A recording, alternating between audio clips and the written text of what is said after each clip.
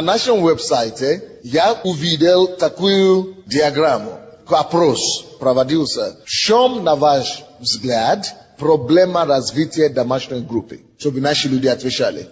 И результаты пришли. Первое. На первом месте 42% респондентов ответили, что недостаток времени. Я думаю, это правда и объективно. Недостаток времени – самая большая проблема, почему домашние группы не так работают, как хотелось бы. 2300 домашних групп, много это или мало, но для нас, для меня, я знаю, что мы можем делать лучше. 42% человек говорят, что нет времени. Как его решить? Как найти время для домашних групп? На второе место идет безинициативность 6%. Посмотрите, какая огромная разница. Разрыв какой. 42% и 6%. Следующее.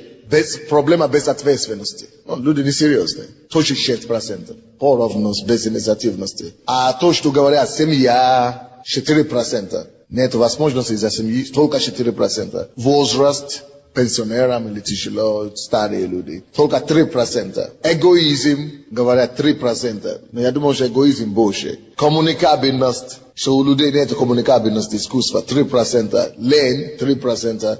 Другое, 30%. Я хочу сегодня начинать и дать вам 10 характеристик того, кто может являться или быть лидером домашней группы. Кто может быть? Если у вас будут эти характеристики, если вы найдете, приобретете эти характеристики, то вы обязательно сможете стать лидером домашней группы. И не только вы, и ваши люди тоже смогут стать лидерами домашней группы. Господь, благослови это слово. Прошу тебя об этом во имя Иисуса Христа. Аминь. Кто может быть характеристики лидера домашней группы? Первое.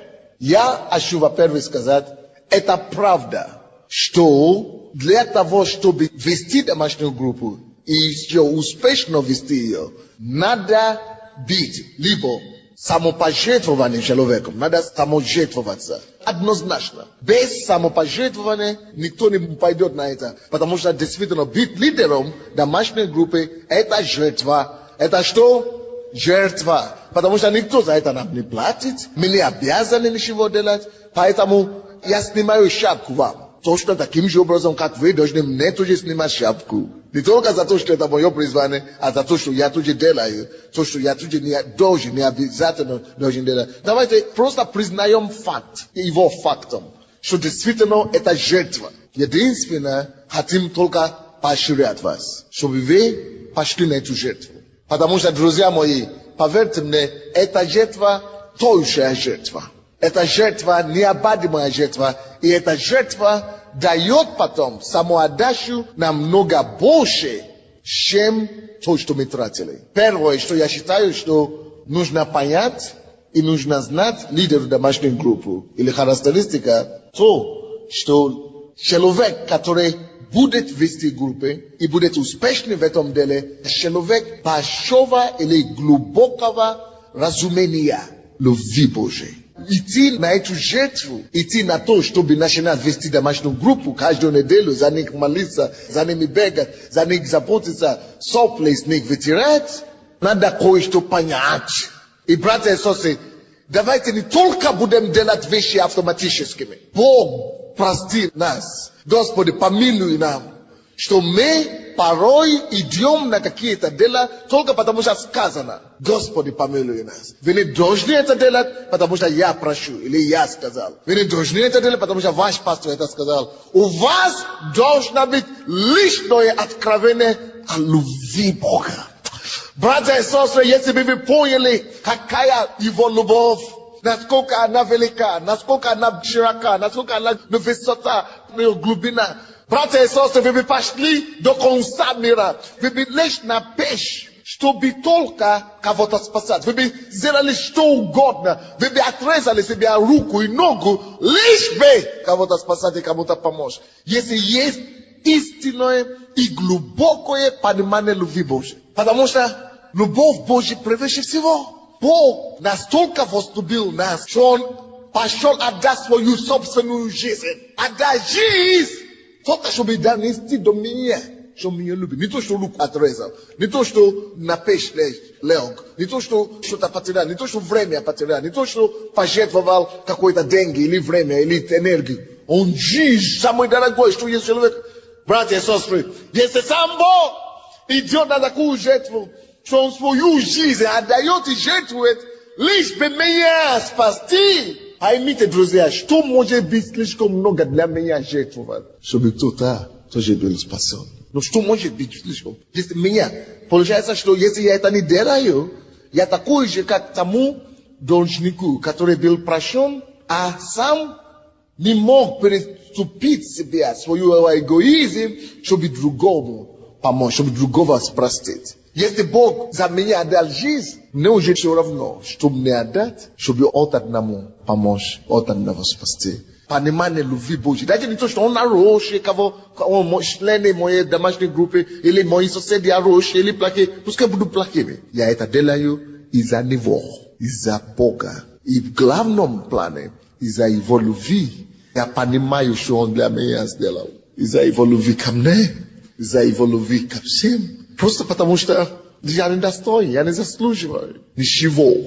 А он пришел и оказал его любовь мне. Я буду рисковать репутацию, пускай надо мной смеются, пускай прокуратура гонится за мной, пускай что угодно, мне все равно. Я уже слишком поздно, я уже слишком близко, слишком много понял, насколько он для меня сделал, насколько я его люблю. Чтобы идти на эту жертву, быть лидером, надо понять любовь Божию. Братья, вы это делаете не для церкви, вы это делаете не для пастора, вы это делаете даже не для своего служения. Вы это делаете прежде всего, чтобы просто поблагодарить Его, что просто дать Ему знать: Господь, я ценю Твою жертву для меня, я ценю Твою любовь ко мне. Пускай Бог вам даст это все понимание Божьей любви. Вам надо читать определенные книги. Одни из этих, которые вы должны читать, это мою книгу «Царство любви» и все побеждающая любовь. Я встану на колено. Даже если вы уже читали эту книгу, прочтите еще раз. Просто ради себя. Это Божью любовь.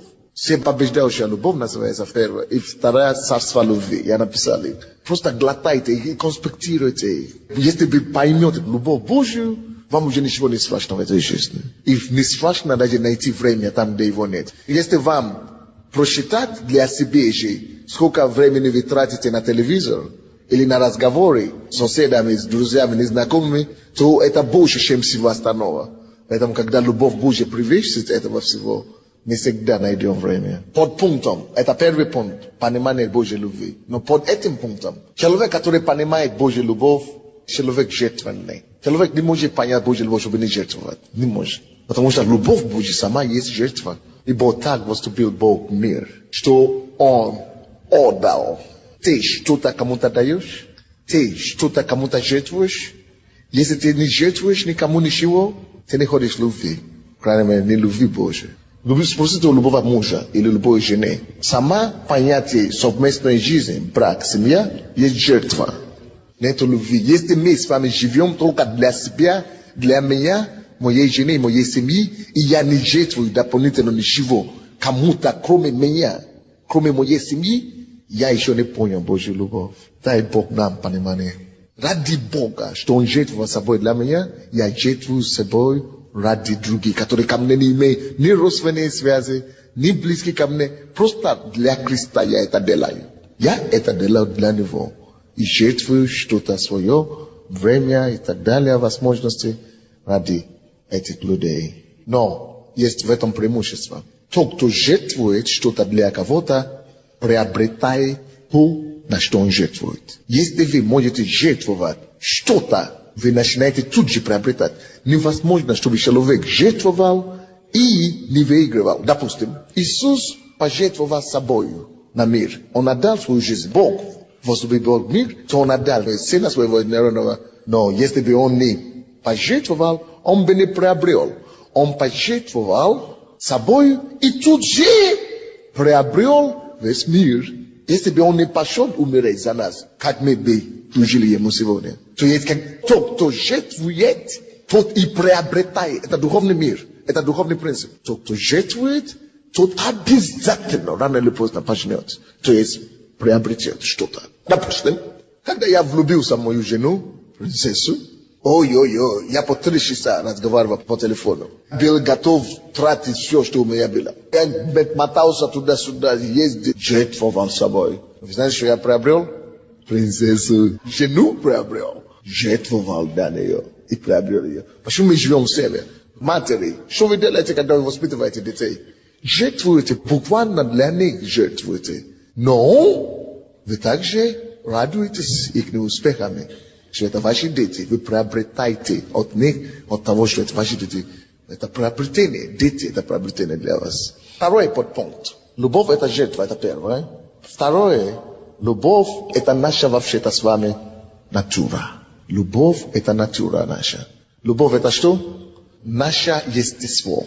Натура наша, естество наше. Что это обозначает? Братья и сестры, что значит натура? Это обозначает, друзья, что если я не живу по любви, если это мое естество, моя натура, и если я не так живу, значит где-то что-то я лишаюсь чем-то. Я где-то что-то страдаю, что-то мне будет не хватать в жизни. Что-то обязательно будет вам не хватать в жизни. Если это ваше естество, допустим, это естество рыба бить в воде. Если рыба перестанет бить в воде, она начинает умереть. То же самое для нас.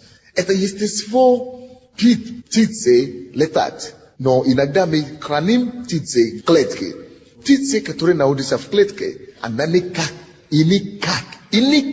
не может быть счастлива. Бог есть любовь. И Он создал нас по образу и подобию своему. Значит, мы кто?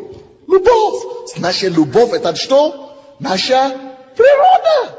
Естество. И если мы есть любовь, мы созданы по любви, следовательно, мы должны жить только и законом любви. И если мы не живем законом любви, что-то будет нам не хватать навсегда, как той птице в клетке. Всегда нам чего-то будет не хватать. Всегда нам постоянно чего-то будет не хватать. Ты будешь чувствовать какие-то неудовлетворенность внутренне, потому что что-то будет не хватать вам. Вы будете думать, что это потому что у меня семьи нет, или это потому что у меня нет радости мужа или семьи, или это потому что у меня нет работы, или потому что денег нет. Нет! Естество ваше не оправдывает тебя. Вот почему. Написано в Римлянам 5:5, что Он распространил Его любовь под сердце наше. Ради чего? Чтобы мы жили по любви. То есть набирать домашние группы – это проявление моего естества. Служить другому человеку, помогать другим, любить и принимать их в мой дом, помогать им возрастать в Боге – это сегодня проявление моего естества. Кто из вас заметил, что когда вы рассказываете людям о Боге, свидетельствуете им или молитесь за них, что вам где-то хорошо становится после этого, приятно, как-то радость, потому что вы исполняете свое естество. То же самое, что птица летит, когда вы живете в любви, когда вы практически любите. Я не обвиняю что угодно. Вы считаете, пойдите в интернет, вы увидите. Сетевой маркетинг. Между прочим, человек, который придумал сетевой маркетинг, верующий, он тоже из Библии взял, между прочим. Служить людям, это просто помощь нам реализоваться. Ты не только получаешь как паразит, ты еще и отдаешь, имея возможность давать. Даешь тем, которые непосредственно возле тебя. Класс, каждый может кому-то служить, каждый может кому-то послужить. Вот это справедливо. Это не эгоцентричное, это не эгоистическое. Это исполнение закона любви, который приносит огромное удовлетворение. Следующее, любовь никогда не эгоцентричная. Если вы видите люди, которые эгоцентричны в церкви, пастыря, служители и так далее, значит, они своего ищут, которые не ходят в любви, которые не дают людям расти, состояться, не понимают других людей, значит, они своего ищут. И Бога в этом далеко от этого. Любовь не эгоцентрична. Само понятие любви значит не эгоцентрична. Что такое любовь? Любовь – это самоотдача. А когда ты эгоцентричен, ты очень себе, только брат. Любовь не эгоцентрична, потому что эгоцентричный человек или эгоист, он самолюбимый, он себя только и любит. Что это значит?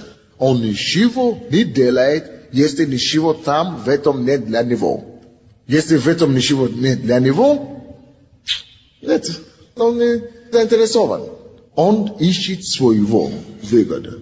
Братья и сестры, любовь – это не любовь. Когда человек эгоцентричен и только принимает, а не отдает, то это ведет только к одному – самоуничтожение, саморазложение. Когда человек только принимает и не отдает, притчи 11, 23, 24 говорит, что один раздает щедро и к нему прибавляется, а другой собирает сверх меры и худеет, и беднеет. Потому что эгоизм приводит только к самоуничтожению, саморазложению. Оно беднеет, ты будешь уменьшаться. Ты думаешь, что наоборот, когда я беру только для себя, я буду умножаться больше, у меня не будет побольше. Нет! Духовный закон говорит. Ты приобретаешь, думаешь, что ты приобретаешь больше для себя. Братья, когда мы не служим людям в церкви, сколько бы откровений пастор Sunday не принес, сколько бы откровений ваши пасторы не делились, вы не будете видеть реальные плоды хождения в церковь. Вы будете видеть, я хожу в церковь, я слышу все проповеди, я делаю все, но нету плодов в моей жизни, чего нету результатов. А потому что ты не ходишь в эту любовь, ты отдаешь то, что получаешь. Получается, ты только получаешь, как эгоцентричный, только берешь. А тот, кто только берет и не отдает, приведет к самоуничтожению и саморазложению. Допустим, пример. Если река стоит на месте, не течет, принимает, не вытекает дальше. Что начинает происходить с этой рекой? Начинает воняться. Почему начинает смердить и воняться? Потому что испорчено. То есть оно начинает уничтожаться. Само, то, что мы говорили. Братья и сестры, если вы получаете проповеди, помазания, самые лучшие вещи, тут же навязайте на себе, наталкивайте себе, чтобы тут же находить людей в течение той недели, чтобы кому-то давать. Пока вы это не будете делать, а потом вы даже не поймете, как ничего уже вам не интересно, это уже ничего вам не дает просто. Мысли какие-то начинают дурацкие приходить к вам, какие-то греховные вещи начинают писать. Почему? Потому что вы не пускаете в использование то богатство, которое вы получаете. Когда человек не отдает то, что он получает, приводит к саморазложению. Братья и сестры, я молю, чтобы ваши глаза открывались, чтобы Бог вам открыл сердце, просто понять любви Божьей, и ради этой любви идти на то, чтобы помогать другим людям. И вы не пожалеете об этом. Следующий пункт. Кто может быть лидером домашней группы? Согласно Евангелию от Иоанна, 15 глава, 1 по 5 стихи. И всякая ветвь, не приносящая плода, отсекается. Люди, которые идут на то, чтобы набирать группу и стать лидером домашней группы, и действительно посвятить себя этому, может только человек, который понимает, что если я не приношу плод, в этом царстве нельзя пребывать. То есть нельзя пребывать или остаться в этом царстве человеку, не приносящий плод. Я это перевидел, братья и сестры, но я это перевидел. Но люди, которые занимали позицию, даже помощники пастора, но которые только занимают место, выполняют задачу, но уже на самом деле плод не приносят. Они поступали, потом начинают грешить. И вообще отпадают от Бога. Ты не можешь остаться в царстве. Ты можешь еще иметь погоны. Может быть, никто тебя не замешает, что ты ничего не делаешь. Но ты сам знаешь, что ты ничего не делаешь. И Бог видит, что ты уже не приносишь плод. Дьявол начинает устраивать такие вещи, что этот человек потеряет эту должность, этот человек падает, этот человек вообще отступает в мир. И ничего нельзя делать, чтобы его вернуть. Это элементарная истина. Братья и сестры, сколько вы знаете людей, кто, может быть, когда-то даже вас привел в церковь. Но как только что они их похолодели и перестали агрессивно приносить постоянно основе, как это было раньше, плоды, тут же они уже отпали уже давно от Бога. Братья, поверьте мне, если вы ходите даже в эту церковь, а эта церковь одна из самых лучших церквей в мире. Вы можете ходить самые лучшие, которые лучше, чем эта церковь, вы можете ходить самые лучшие церковь в мире. Но если вы туда будете ходить и не приносить плоды, гарантирую вам, что не то, что вы не останетесь только в этой церкви. Другие могут перейти с одной церкви в другую. Это не то. Это значит, они еще полезные. Но я говорю о том, что ты даже не то, что перейдешь в другую церковь, ты даже не сможешь нигде не остаться. Ты не сможешь остаться вообще в церкви.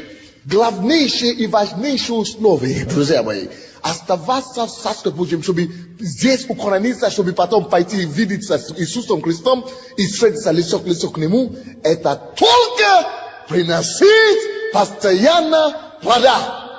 Не приносит плода на постоянном основании, ты иссякаешься. Это Бог уже сказал. Он не может изменить самому себе. Он не может изменить свой принцип. Он не может пойти против своего слова. Это просто слово Божье.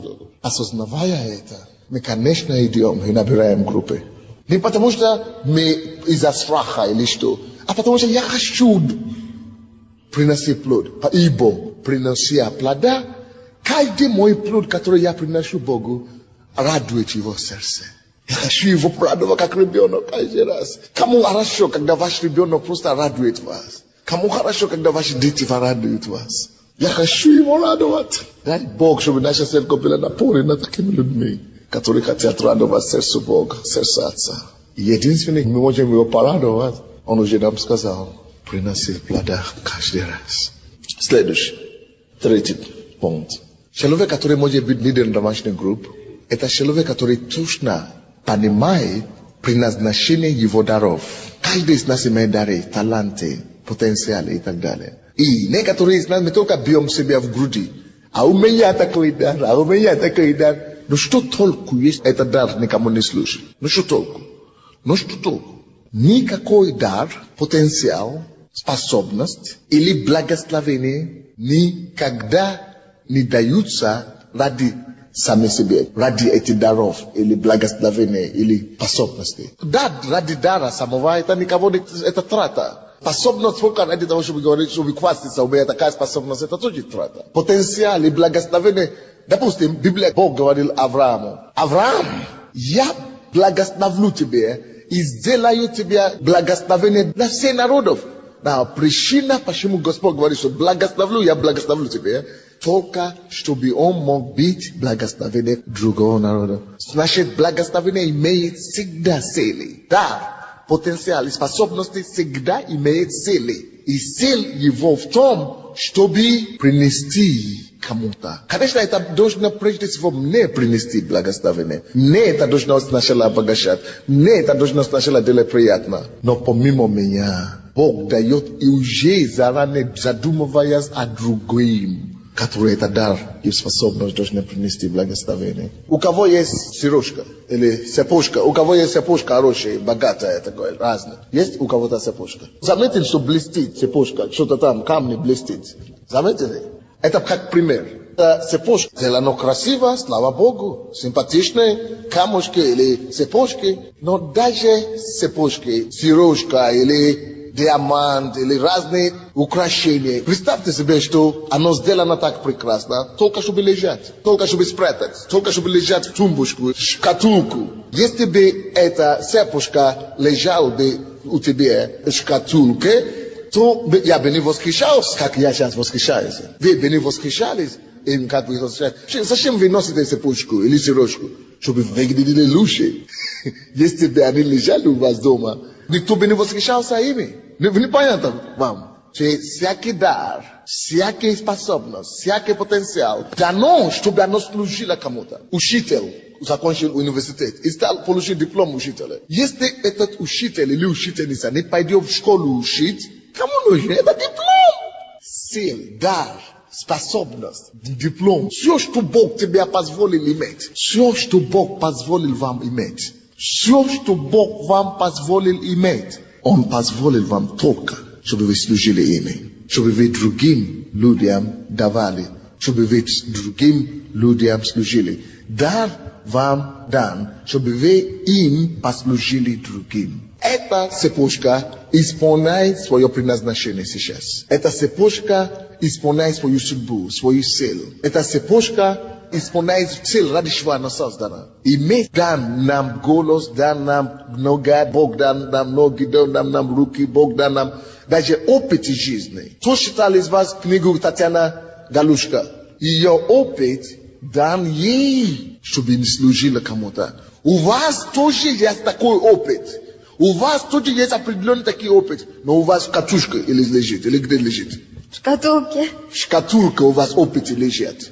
Да, у всех вас были какие-то опыты в жизни, но они вот как эта цепочка, которая в шкатушке лежит, в тумбочке лежит, коробка лежит. Это не исполняет те цели, которые Господь. Представьте себе, яблоко дает яблоко, и никто его никогда не берет кушать. Поэтому Иисус приходит и проклинает такое дерево. Каждое, что вам дано дар, способность, потенциал, должен кому-то принести радость. Она должна кому-то улыбку принести. Она должна кому-то радость принести. Чтобы у меня была возможность до кого-то дотронуться этими уникальными вещами, которые каждому из нас даны уникальные дары. Кто здесь? Костюм. У кого есть костюм сегодня здесь? Оригинальный такой у тебя одежда. Куртка, да, у тебя, или как называется? Пальто. Ну такое хорошее пальто, как костюм прямо выглядит. Это то же самое, что вот такое красивое, красное, черное, комбинация искусства, нарисовка и дизайн. Такой интересный дизайн сделан. И представьте себе, что никто его никогда не увидит. Или никто его никогда не купил. И никто его никогда не носил. Зачем дана костюм, чтобы был поношенный? Когда ты и носишь в этой дороге, она приносит радость и счастье. Твой опыт, твой дар, твоя способность, твой потенциал, твои неудачи, твои успехи должны обогащать мир. Нельзя ими пренебрегать. Вот, допустим, моя сестра здесь. У нее была трагедия в семье. Парень наркоман, который Господь исцелил даже от СПИДа, так жил в семье, у них 3 детей, взял и говорит, ты мне не нравишься. Вот, ты стала больше после родов, ты не похудела вовремя, да? Или, короче, у него поехала. Ты ругаешь меня, ты повышаешь. Ну, короче, и ушел из дома. И оставил ее с 3 детьми. А он ездил до того в Польшу миссионером. Они вместе ездили, проповедовали. Она сначала плакала, а почему? Потом в какое-то откровение пришло к ней, возмущалась и начала. Потому что мы говорим, что нет времени, у меня проблем. Она же перестала служить. Есть у меня такая проблема, 3 детей, мужу что, мир, это же позор. Как я могу еще кому-то служить? У многих из вас такая же проблема. У меня никогда нету времени, у меня свои проблемы хватает. Но когда она поехала в Польшу, Бог такое сделал через нее там, что все легенду о ней рассказывают. Расскажи нам в 2 словах. Добрый день, дорогая Цариков. Летом был пост пасторский, и приехали из Польши пастыря. И пригласили меня, пойдем, твоя Польша тебя исцелит.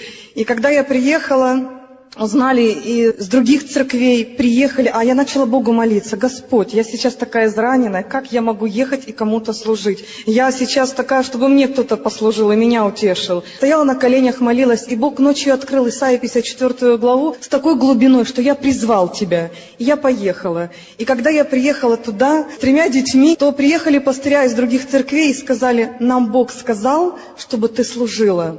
У нас для женщин. То слово, которое Бог открыл в Киеве. И я была послушна, я начала служить. И вы знаете, то, что Бог делал, это не я, это делал Бог. Прикоснулся к каждому человеку. Когда я молилась за людей, такое впечатление было, что у меня ладонь покроется волдырями. Исцеления было очень много сразу на месте. Бог верен. Я оставила свои проблемы, я начала служить людям. Когда я это сделала, я обратила внимание, что Бог исцелил меня. Наполнил меня таким миром, который никто не может дать, ни один человек на земле не может дать тот мир, который дает Бог. И когда я приехала в Киев, я не хотела это потерять. Я пришла к своему пастырю Сергею и говорю, я хочу открыть литературное служение, я хочу служить. И в этот момент, когда я сделала шаг в Киеве служить, Бог дал мне дар писать стихи. Бог дал мне дар писать стихи. На сегодняшний момент уже готовится к изданию книга. Бог начал говорить мне через стихи, утешать меня. И это был ответ не только для меня, а для многих людей. Вы даже не представляете себе, когда вы плачете, никогда не позвольте, чтобы слезы закрывали вам глаза. Тогда вы вообще никого не видите и никому не принесете пользу. Но даже когда вы будете плакать от жизненных ударов, держите глаза открытыми. Увидите чужую беду. Увидите, кому еще хуже вас, и начните делать шаг им на помощь. И в ваши слезы, в вашем горе и в вашем долине вы найдете источники. Она нашла источник. Помазание начало течь через нее. Ее сейчас начинает взывать за исцеление молиться. Жив Господь, жив Господь. Открылся источник. Она никогда не писала стихи. Она такие стихи сейчас пишет, что пастор ее просит каждое служение читать стихи. Каждое служение. Жив Господь, жив Господь. Если вам больно, если вам болит где-то, как раз время вам бежать, кому-то служить. И Господь подтвердит.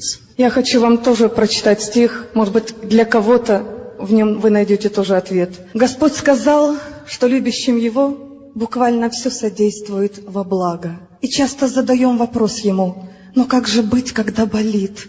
Как это может быть во благо? Во благо скорбь? Во благо зло, которое тебе приносят? А Господь на это говорит, а ты смирись, и дам тебе я благодать. Достойно вынести все это. И зло со временем сгорит под мощной рукой моей защиты. Все мне нужно время, но поверь, что никогда не опоздаю я. Не дам я мучиться тебе сверх сил, и ты пройдешь все эти испытания. Пройдешь и наберешься новых сил, чтобы идти на новые высоты, идти и помогать другим, своим вниманием, заботой. Но сейчас тебе я говорю, смирись и отойди. Дай мне дорогу, позволь идти мне впереди, а ты иди моей дорогой. Вы можете набирать группы, как вы можете притягать к тебе людей, как вам быть успешным. Следующее. Кто может быть лидером домашней группы и быть успешным в этом? То это люди, которые уже поняли, что есть два категории людей. Те, которые делают историю, и те, которые толпа. Не будьте толпой. Будьте в первой категории. Те, которые творцы истории. Люди, которые посвящают себе набирать группу, это действительно те, которые приняли решение стать творцами истории. Давайте мы с вами будем творцами истории. Сколько нам жить здесь на земле? Мне такое впечатление, что я только вчера начал жить. И я понял, таким же образом, как это быстро прошло, таким же образом вторая половина тоже быстренько пройдет. И я понял, что вообще-то для меня на сегодняшний день жизнь на земле 70 лет это, или 80, это как 2 дня. До 35 и после 35. Один день и 2 дня. Потому что как будто один день я только живу пока. Нет времени, нет возможности. Давайте оставим отпечатку времени, отпечатку себя, церковь. Давайте оставим отпечатку себя. От тебя в истории, в живых камнях, в живых людях.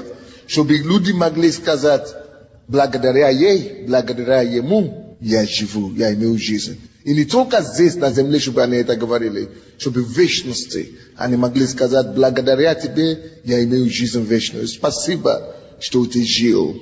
И благодаря тому, что ты жил, я теперь с Богом, я на небе, я в вечности. Братья и сестры, давайте начнем относиться не просто как церковная программа, как шанс. Это нам дано шанс. В некоторых церквях, спросите по Киеву, даже не просят людей служить. И есть некоторые люди, которые уходят из нашей церкви, те церкви, где никто, ничего. Одна женщина говорила, потому что ушли из какой-то нашей душевной церкви, его сын, и мама ходила сюда, и мама тоже ушла и говорит, надоело это все, постоянно давка, и набери группу, и иди на то. А тут, куда я сейчас хожу, спокойно, тебе ничего не говорит, только чуть-чуть скучновато. Но мало того, что скучновато, еще больше горе есть. Ничего выигрывать, ничего заработать, ты ничего не зарабатываешь для вечности. Ты не оставляешь отпечатки своих ног на земле. Если мы входим в такую церковь, где нас даже толкают, чтобы состояться, давайте будем овцами. Давайте будем овцами. Следующий пункт. Как по поводу давления? Это действительно найти время для домашних групп. Кто из вас согласится в том, что действительно это напряжка? Конкретная напряжка. Это не конкретная напряжка. Это на самом деле конкретная напряжка. И поэтому следующий пункт. Тот, кто успешный в домашней группе и посвятил себе домашней группе, те люди или тот человек, который уже понял жизнь, который понял жизнь. А что такое жизнь? В чем? Что жизнь учит нас? А жизнь учит нас одно. Именно в давлениях, именно в прессах и прессингах рождается ребенок, прекрасный ребенок. Всего прекрасное, все самое прекрасное рождается в давках, в муках, в напряжках, давлениях. Самое прекрасное в жизни. Кто из вас радуется то, что у него ребенок есть, дети есть у вас, внуки? Спросите у любой женщины спросите, которая родила, какой самый тяжелый, болючий опыт переживания ее жизни? Она вам скажет: беременности, роды. Любые роды – это испытание на прочности. По статистике, сколько процентов женщин, 9% попадают в психиатрическую больницу после родов? По-моему, 9 или 12%. Потому что это напряжка, это такая давка. Но вот через эти давки, вообще все по жизни, спросите у любого успешного бизнесмена. Братья и сестры, если Бог вам просит что-то делать, когда вам тяжело, напряженно, и вы думаете, что как найти время, чтобы и это добавить, и это добавить, и это добавить, то знаете, что-то Бог очень порождает прекрасное через вас. Через «не могу», через себя происходит. Тогда самые лучшие ученики рождаются. Тогда самые лучшие последователи, тогда самые лучшие рождаются через вас. То есть вообще, когда вам легко дается, поверхностно иногда бывает, но когда это через какие-то боли сначала, через какие-то слезы, вы сможете судьбе благодарить и Бога. Так что давление, напряжки имеют свои плюсы. Это всегда время для родов и всего прекрасного. Все прекрасное в этом свете только вот так приходит. И не привыкните, не обманывайте себе того, что отдохнуть еще будет, надо это или что-то такое. Возьмите вызовы Божьи, вы еще будете радоваться этим. Следующий пункт. Братья и сестры, даже если мы вам дадим все стратегии, то, друзья, поймите меня, если вы не будете прежде всего человеком, посвященным молитве, чтобы молиться о своих подопечных, о своей группе, о людей, которые вы хотели набрать, чтобы Дух Святой помог вам, чтобы Бог сам привел их. И сказать Богу, что Господь, я сам не могу, я сам по себе ничего не могу делать. Брать пост хотя бы раз в неделю, хотя бы полдня в неделю, или 2 раза в неделю полдня, просто брать пост и молиться, чтобы Бог приводил к вам людей, и отдаваться Богу молитвой. Молитва и пост. Без этого, даже если вы будете знать все стратегии, все как что делать, ничего у вас не получится. В церкви я начинаю замечать. Даже пасторы наши, или я просто начинаю встречать людей, не начинаю говорить: пастор, я принял решение, почему-то Бог не начал говорить, чтобы взять один день в неделю, когда я буду ходить на ночной. Либо в пятницу я должен ходить какой-то день. Я буду ходить по вторникам, по понедельникам, по средам, по самым. То есть это Дух Святой начинает сам просто инициировать людей. Просто ради себя, на ночной, просто ходить. Просто ради своего самоутверждения. Слушайте, все, что мы имеем, только от Отца Света. Начните молиться о своей домашней группе. Начните молиться о каждом лидере, о каждом члене. Научите молиться о каждом прихожанине вашей группы. И начните, даже если у вас еще нет группы, промоливайте их, и промолите их. И эту молитву даст вам силу. И Бог вам придет, вам все необходимо, самые лучшие людей. Если ваши люди никакие, начните молиться за них. И Бог из никаких сделает самых лучших лидеров. Аминь. Не забудьте оружие и силу молитвы. Аминь. Следующий пункт. Братья и сестры, посвятите себя тому, чтобы научиться слушать и быть водимым Духом Святым. Это важно. Какой бы вы ни были одарованы, какие бы стратегии и тактики вы не знаете, вы не знали бы, если вы не будете научиться быть водимым Духом Святым, как утром, когда вы молитесь Духа или на языка, слушайте, что Дух Святой вам скажет. Он может вам сказать: иди к этому соседу сегодня, или иди в соседнем парадном, раздай, пригласи. Именно, может, всю семью, вся семья придет именно в этот день. По вождению Духа Святого и строится дело Божие. Если эта церковь стоит сегодня, наверное, одна из самых главных причин в том, что Бог мне дает слушаться Ему. Слушайте Духа Святого и и исполняйте все, что Он вам будет говорить. Научитесь быть водимым Духом Святым. Вот лидеры, которые научились битва. Димим Духом Святым, которые посвящены молитве, они всегда будут успешными. И не то, чтобы набирать только группу 12. 144 для них не будет проблем. 1700 не будет для них проблемы. Поэтому посвятите себя вождению и водительству Духа Святого. Аминь. Следующее. Если вы хотите действительно быть успешным, и не только в деле домашней группы и в служении, и вообще в любом деле в жизни, миру, в семье, вы должны быть человеком ведения и веры. Вам надо быть человеком ведения и веры. Что значит ведение? Вы всегда должны что-то видеть наперед. Ставить перед собой цели. Допустим, по поводу домашней группы. У вас 4 человека или у вас 12 человек. Ставьте следующую задачу. Вы всегда должны постоянно бросать себе вызов. Ставить еще больше целей перед собой. Это значит, вы человека ведения. И это также значит, вы человека веры. Потому что это верою.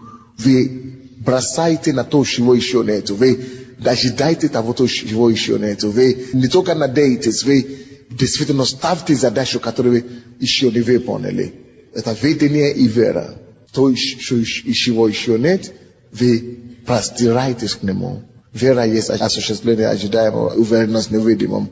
Начните ожидать что-то и начните быть уверены в том, что будет то, что вы еще не видели. Следующее. Братья и сестры, для того, чтобы иметь непрерывный рост и постоянный результат, я сейчас вам скажу такую тайну, такой секрет, который многие из вас даже никогда не подумаете, что это так. Для того, чтобы иметь постоянный, как я сказал, постоянный результат и непрерывный рост, вы должны быть человеком, который полностью посвятил себе постоянной учебе, непрестанной учебе. Постоянно учитесь, постоянно слушайте кассеты новые, постоянно читайте новые книги, постоянно. Ставьте себе задачу, хотя одну книгу в месяц читать, или может быть неделю читать одну книгу. Если вы не будете постоянно учиться, постоянно приобретать новые знания, будет у вас такие росты, как сегодня чуть-чуть, завтра еще, а потом послезавтра 2 минуса. Один шаг вперед, 2 шага назад. Один шаг вперед, 2 шага назад. Один шаг вперед, 2 шага назад. Это то, что дает стереотипы, система. Что мы жестко стоим на месте, мы вот не продвигаемся, нет. А когда вы учитесь постоянно, меняетесь. Вы меняете себя, вы находите что-то новое. Братья и сестры, посвятите себя этому. Кто из вас знает, сколько книг пастор Сандей уже написал? Приблизительно 40 больше уже в 40. И в этом году я себе ставлю задачу. Каждый год писать хотя бы 5 книг новых. В этом году, за этот месяц, который я аннулировал все свои поездки, я с моими редакторами решили, что мы напишем хотя бы 4 книги. Это задача. Постоянно ставлю перед собой задачи. Постоянно стремиться к этому. Постоянно достигать что-то новое. Многие из вас даже не успеваете за мной мою книгу даже читать. Потому что мы не посвятили себе учебе постоянно. Для меня лично это было бы такой большой вызов, что если он смог так быстро писать, тогда хотя бы я буду настолько умный, чтобы такой же быстротой успеть читать. Хотя бы такой же скоростью успеть читать. Значит, 5 книг в году. Хотя бы такой же скоростью, как он пишет, хотя бы, чтобы я читал. Так, читайте. Это ключ к непрерывному росту и постоянный результат. Следующий. Последний пункт. Чтобы у вас не было проблемы и неприятностей, после того, как у вас пойдет хорошо в служении, когда вы начнете набирать людей, у вас начинает получаться, и вообще, чтобы у вас была радость по всем направлениям, чтобы у вас получилось без меньшей напряжки и без проблем. Вы должны быть человек хорошей организации. Научитесь организовать себя. Научитесь быть организованным человеком. Самоуправление. Планировать все свои дела. Это называется самоуправление. Хорошо заниматься самоуправлением. Допустим, знать свои приоритеты. Бог, семья, жена или муж, дети, служение, работа. И вы все на своем месте. И вы не компромиссируете. Вы знаете, что, когда вы делаете, и что идет. Хорошо распланируете все свое время. То тогда вообще вы будете жить в радости, в покое. Люблю вас.